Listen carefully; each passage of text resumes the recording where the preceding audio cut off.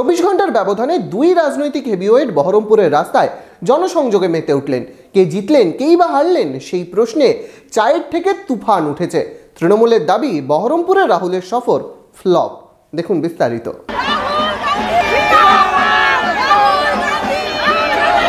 বহরমপুরে রাহুল গান্ধীকে এনে নাকি ফ্লপ করেছে কংগ্রেস, এবার এমনটাই দাবি করলো তৃণমূল। বহরমপুর পৌরসভার চেয়ারম্যান নারুগোপাল মুখার্জির দাবি, লোক হয়নি রাহুলের ন্যায় যাত্রায়।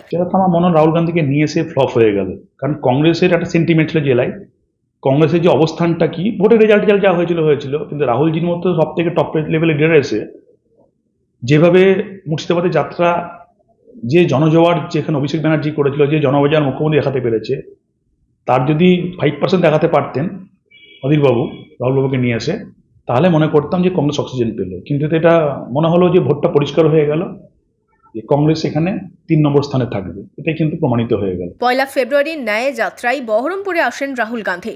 তার ঠিক একদিন আগেই বহরমপুরে প্রশাসনিক বৈঠক সারেন মুখ্যমন্ত্রী মমতা বন্দ্যোপাধ্যায়। 31 জানুয়ারি মুখ্যমন্ত্রী বহরমপুরে এসে ওয়াইএমএ মাঠ থেকে স্কোয়ার ফিল্ড পর্যন্ত প্রায় হাফ কিলোমিটার রাস্তা হাঁটেন তিনি। নারুগোপালের দাবি, কংগ্রেসের দুর্বলতায় ফুটে উঠেছে রাহুলের যাত্রায়। বহরমপুরে মুখ্যমন্ত্রী সভাতে 60,000-এর উপর লোক উপচে পড়েছে। সেখানে রাহুলজিকে শ্রদ্ধা জানিয়েই বলছি যে কংগ্রেসের জমি যে তলানিতে বিভিন্ন ব্লক থেকে মুর্শিদাবাদ থেকে লোক নিয়ে এসে বহরমপুরে 3,000-এর বেশি লোক করতে পারেনি। অর্থাৎ মানে কোথায় 60,000 আর কোথায় 3,000। এটা হয়েছে অধীর চৌধুরীর জন্য মেনলি।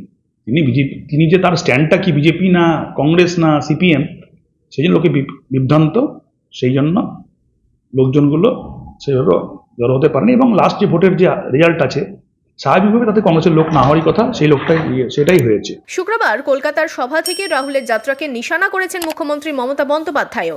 তুমি বাংলা না বেছে ইউপি গেলে না কেন?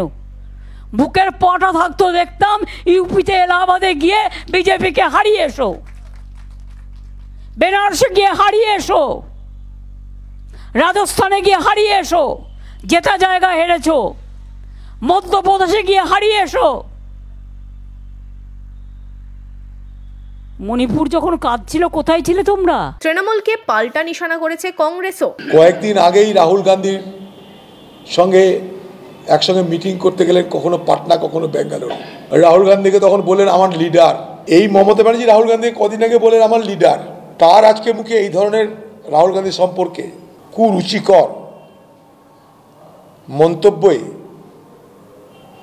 বাংলার মানুষ নিশ্চয় ধিক্কার জানাবে। মমতা ব্যানার্জি পদযাত্রা করছে, 2000 লোক নাই, বিরিয়ানির প্যাকেট দিয়ে, পুলিশের ডান্ডা দেখিয়ে, গৃহ নির্মাণের পয়সা দেওয়ার নাম করে, কন্যাশ্রীর পয়সা দেওয়ার নাম করে লোক ধরে নিয়ে এসে 2000 লোক নাই। আর রাহুল গান্ধীকে শুধু দেখার জন্য লক্ষ লক্ষ মানুষ ঘন্টার পর ঘন্টা রাস্তায় দাঁড়িয়ে আছে। এ কি সহ্য হয় দিদি ভাইয়ের? এ কি সহ্য হয়? তাই তার সহ্য হচ্ছে না। Bureau report, imagine community media.